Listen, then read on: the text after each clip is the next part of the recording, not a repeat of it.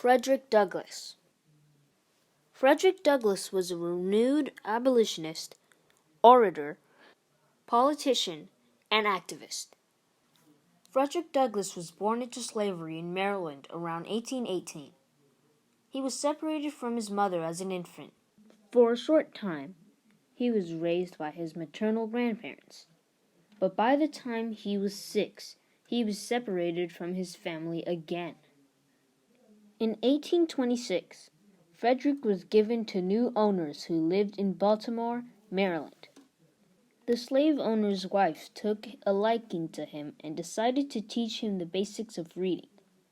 Unfortunately, her compassion did not last. When her husband found out, he said it would make Frederick unfit for slavery and they didn't let him read anymore. Frederick was forced to continue his education in secret since teaching enslaved African Americans to read was illegal. He would pick up lessons wherever he could, from eavesdropping on white children or reading any piece of writing that he could find. He eventually began to teach other enslaved African Americans to read. Frederick felt that he had to escape slavery in order to survive.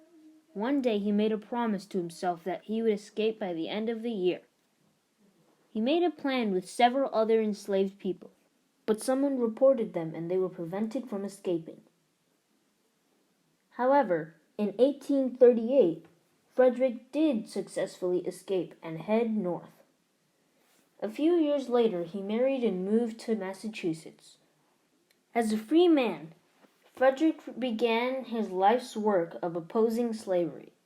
He was a masterful speaker, and he traveled throughout the United States, educating Northerners on the brutality of slavery. In 1845, he published his first autobiography, which was read around the world. For nearly 2 years, he traveled through England and Ireland. When Frederick returned to the United States, he began to publish the North Star, an abolitionist newspaper. When the Civil War began, he successfully advocated for the enlistment of African Americans in the Union Army. He also began to call for the right to vote for African Americans and for women.